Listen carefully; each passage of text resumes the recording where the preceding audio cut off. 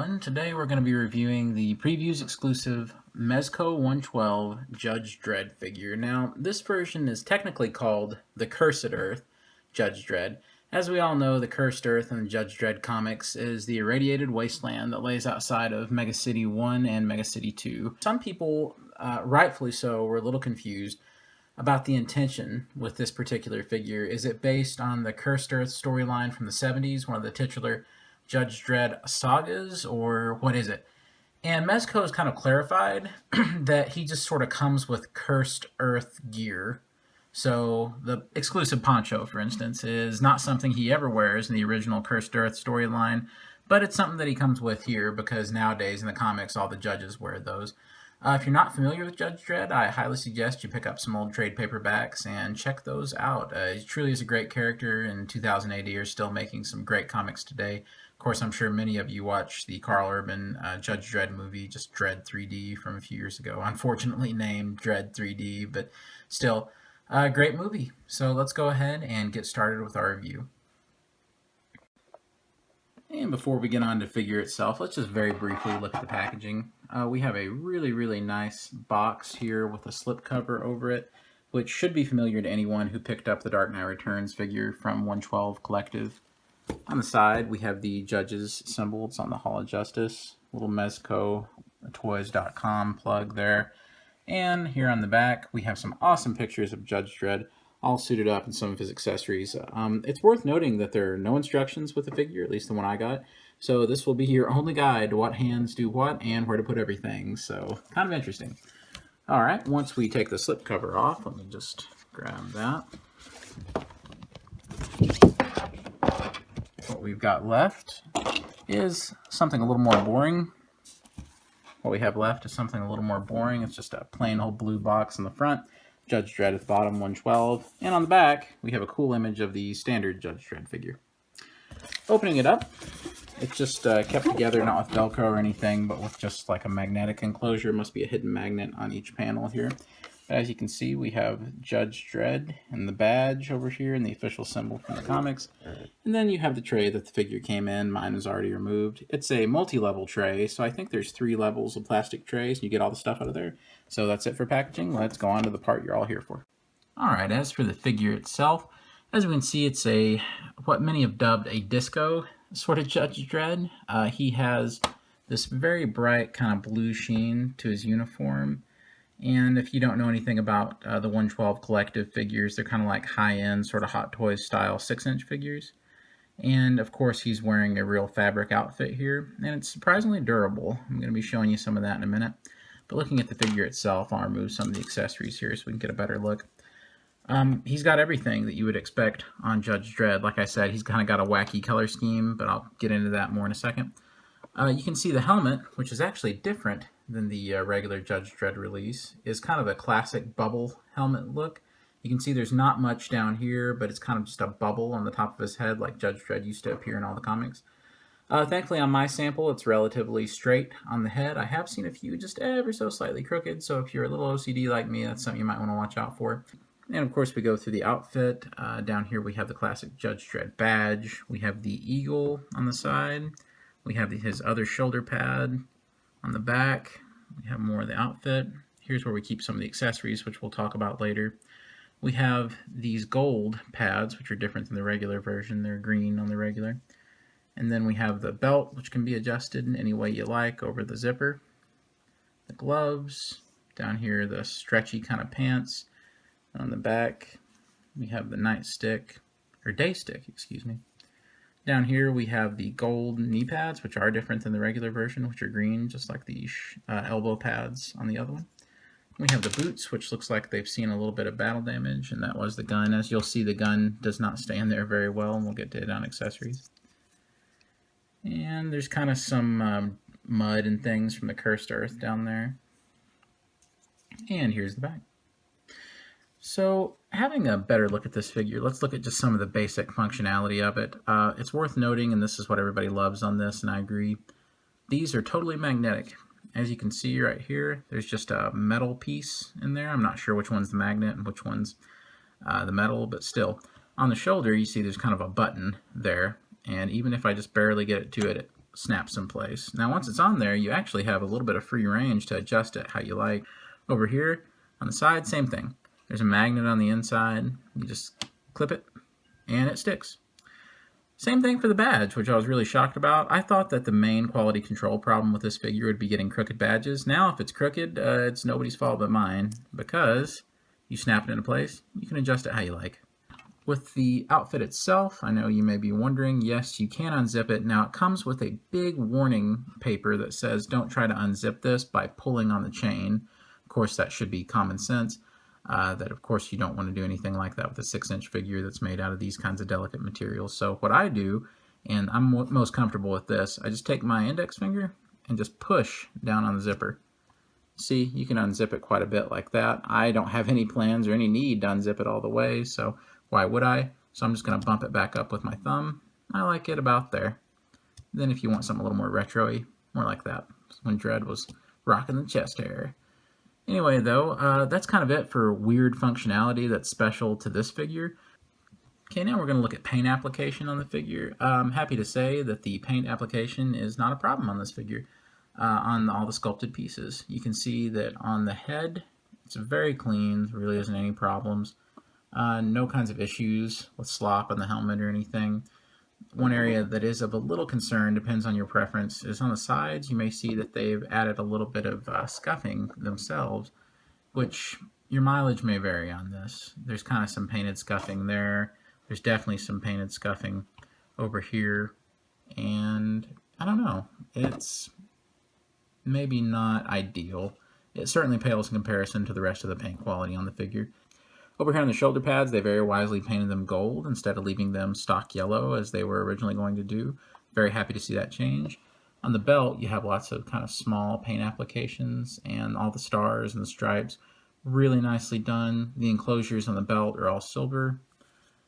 On the back, there's some of the accessories. There's more enclosures that are painted. You can see there's a nice black wash in these grooves. On the shoulder pads, or excuse me, on the elbow pads, you can see everything's mostly clean. Little splotch right there. And on the gloves, you have even more impressive paint work with little silver bolts on the hands. And over here, you have kind of the same thing going on. As for the feet, this is where things get just a little tricky for my taste. There's lots of dirt and mud and things painted onto it, which is fine because this is the Cursed Earth version. But then on the back, you can see that they've kind of added some slop just a little bit on the back of the pants, which for my taste, and as you can see it's right there. There's even one on the little strap that keeps the pads on. But for me, that's, I don't know. I wouldn't have wanted it on the pants. The boots is fine, but it's a little strange, especially since he's wearing this pristine, quote-unquote, disco outfit. It seems a little weird that this thing would be dirty. As a matter of fact, there was one splotch that was really high up right here, and I actually took a little bit of nail polish remover and kind of dabbed it on a paper towel and actually rubbed it off. It didn't hurt the fabric or anything like that, but yeah, that was definitely a goof up. There shouldn't have been a splotch up there. Other than that, overall, I'd say the paint is really nice in this particular release. As for articulation, let's look at some of the basic functionality of the figure. First of all, the head, and I'll unzip it a little so you can see how this works. There's a neck inside that is a separate piece, as you can see. So you've got articulation at the neck. He can do quite a bit just at the neck, even if he didn't have head articulation at all. But then right below the head, you have another ball joint. So it's kind of a dual ball joint system. You can have him look all the way up like this, all the way down like this. Of course, you can go all the way around either way you want.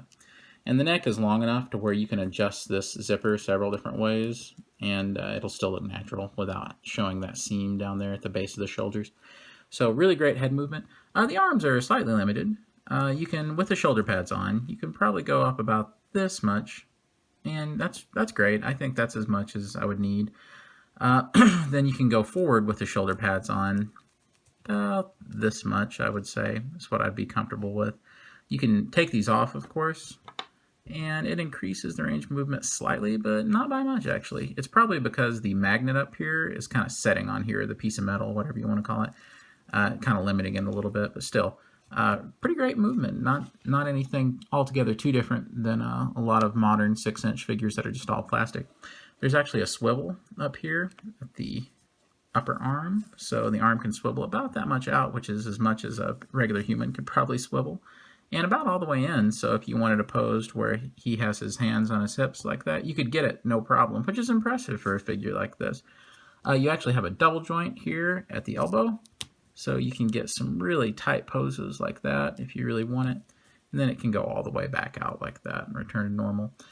Down here, we actually have a swivel at the glove, which I really appreciate, so you can kind of mess around with that. I wouldn't mess around with it too much because you can tell it's causing some friction on the fabric. You don't want to mess that up a little bit, so I would probably be careful with that particular articulation point. Oop, this badge is upside down. Over here at the hand, we have a lot of articulation. You go all the way down, all the way up. You can swivel it all the way around. You can kind of do whatever you want with this thing. So it's pretty impressive. I can get a lot of movement out of the hand, and it stays. Best part is when you go to exchange the hands, it's no trouble to change it out. So that was really awesome, I thought. There is an ab crunch, and you can get some movement out of it. Of course, the shirt kind of locks it out from doing too much. Then you can go back a little bit with it. Once he's all straightened back up, there's a swivel at that same crunch. I guess that's how it works anyway. I'm not going to remove the outfit to see. And you can, like I shown, about that much. I wouldn't do it much more than that because you don't want to damage the figure. And plus, I don't know many humans that are doing movements like that throughout the day unless they're working out or something. All right, now there's also forward movement, of course, and shockingly, I can get quite a bit. I really thought there would be almost none with a totally enclosed outfit like this. There's no separation. It's all just one jumpsuit. But actually, that's pretty good. And it's actually better than a lot of hot toys that are out on a much larger scale. So to me, that's impressive engineering. Down here, of course, at the knee, we have a double joint. So you can get it like this, and you can even get it back like that. I wouldn't leave it like this. I wouldn't want to put strain on the fabric. That's just me. So you bring it on down, and then with the ankles, you have plenty of motion. You have put it down about that much, and you can bring it up about that much. Maybe there could have been a little bit more, but that's pretty good for basic posing, I think, in my humble opinion. You can kind of swivel it back and forth, but it's not a tremendous amount of ankle pivot or anything like that. Just enough to where you can hold like that split pose. So, of course, you can pivot it all the way around. So there's plenty of ankle articulation here and plenty enough to get the poses you really want. The main concern for me was how much could I get it to do the splits. And the answer is just as much as I would ever need Judge Dredd to, which is about that much. I was really impressed. There's not a whole lot of strain going on right here. I mean, if you really wanted to push it, you might be able to get more out of it. But I probably wouldn't. I think that's the best thing about the articulation for the figure is it seems like there is just enough posability for a character like Judge Dredd where I'm really satisfied with it. Really, it does everything I personally need it to do. Next, we're going to talk about Judge Dredd's suite of accessories he comes with, and since this is the Cursed Earth previews exclusive version, there's a couple extra ones. So let's start out by talking about the old accessories because we do want to talk about those first. Just like the original figure, he comes with a pair of Justice Department handcuffs. These have two different joints in them. You can pose them around a lot of different ways in the middle there. So I really like that. They're very easy to undo. You just fold this out. You can clamp it on whatever 6-inch scale figure you want to. And they hold really tightly too. These aren't going to come open on you or anything. I think Judge Dredd's probably hoping the same thing. So yeah, those are really nicely sculpted, really nicely done, and totally authentic to the comics.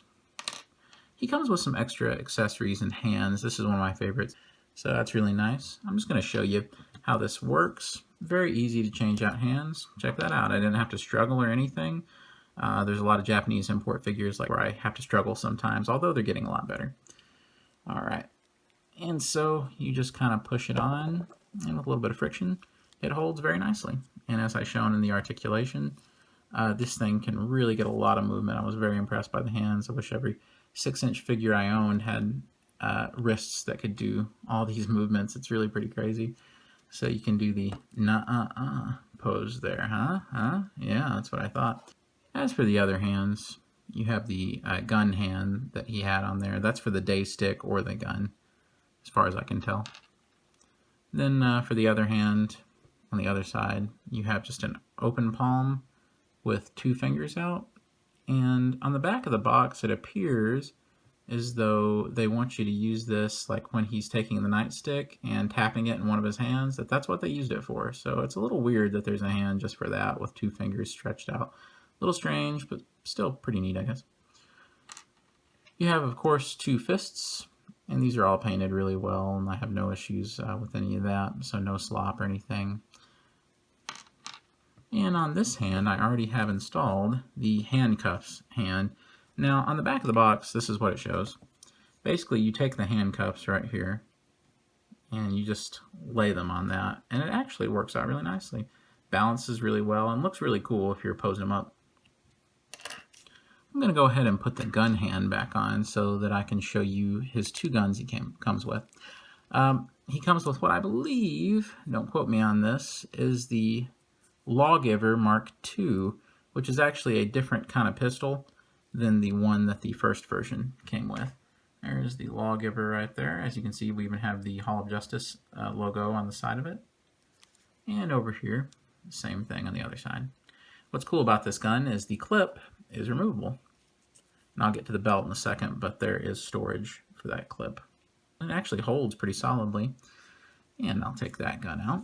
Now, as for storage for the gun itself, on the side, just like Judge Dredd in any of the comics, he keeps it in his trusty side holster that's actually on his boot. So pretty cool.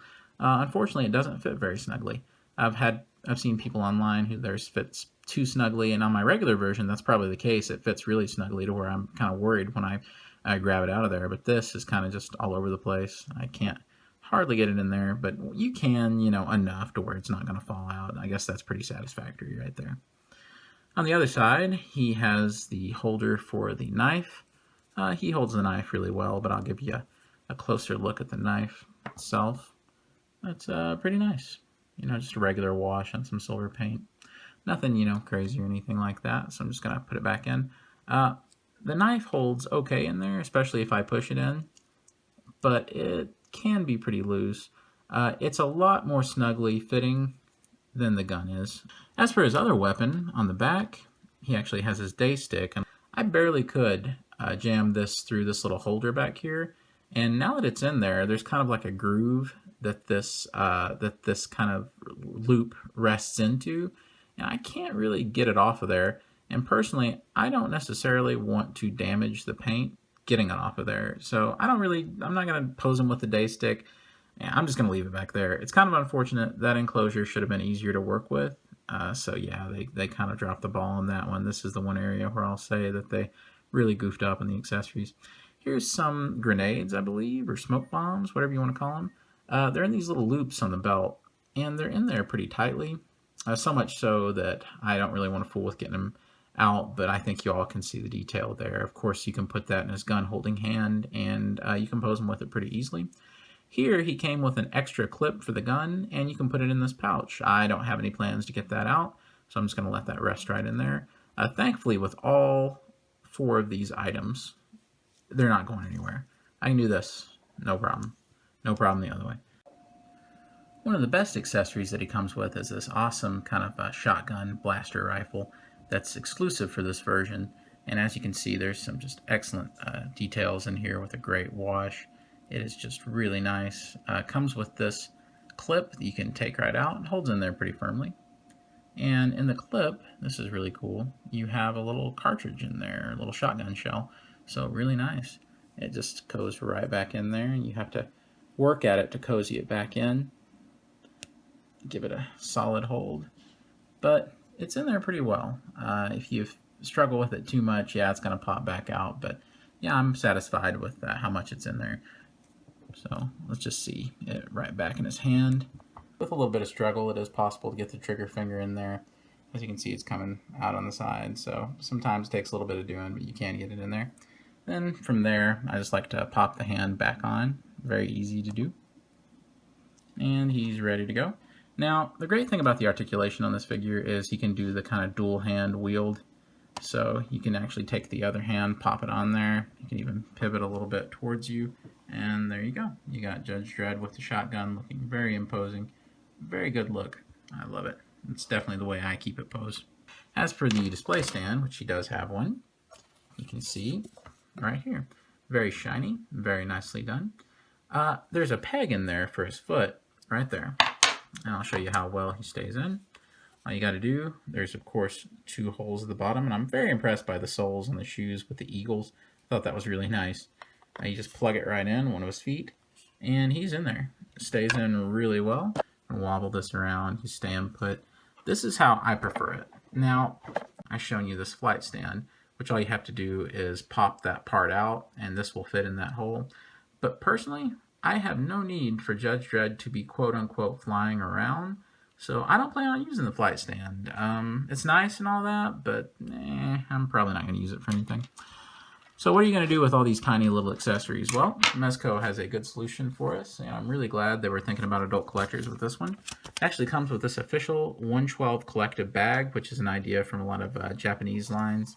Just take this bag and you can load up anything you want to in there.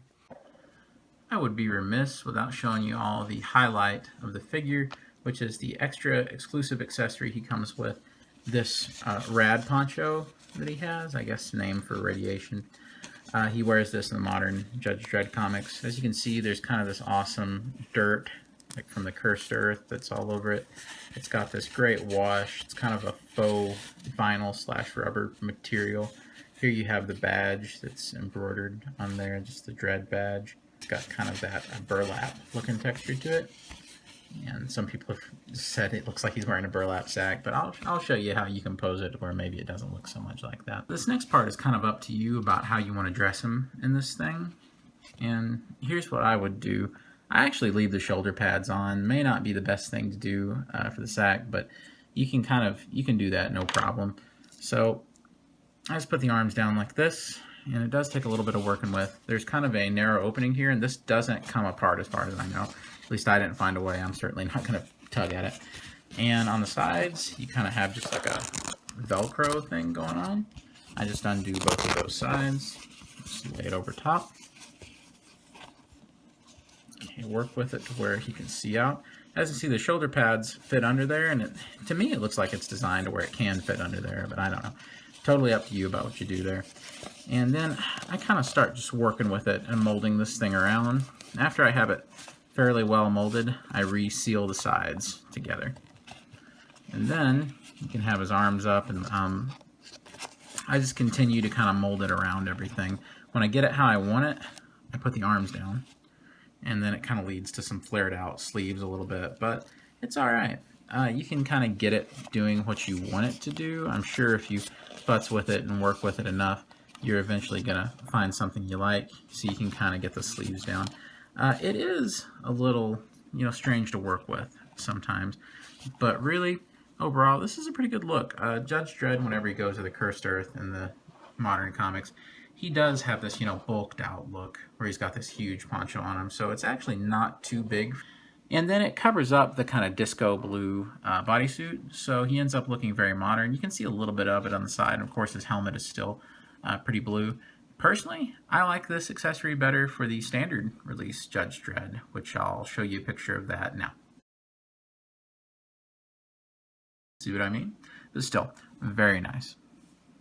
Let's take a quick scale comparison for the 112 Collective Judge Dredd figures. As you can see, compared to each other, the Previews exclusive one here seems slightly smaller.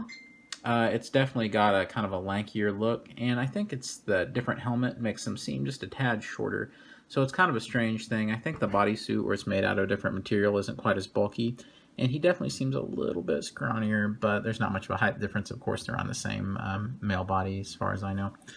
All right, moving these guys to the side, let's see how other action figures stack up against them. Let's have a look with the standard Judge Dredd action figure from the old Legendary Comic Book Heroes wave from Toy Biz, and as you can see, he's quite a bit smaller. However, if you just wanted to use him as another judge in the background, Judge Dredd is typically bigger than the other judges. So yeah, it actually still sort of works, I guess, as a regular judge. So you could throw that in there. It's funny to look at these side by side after all these years.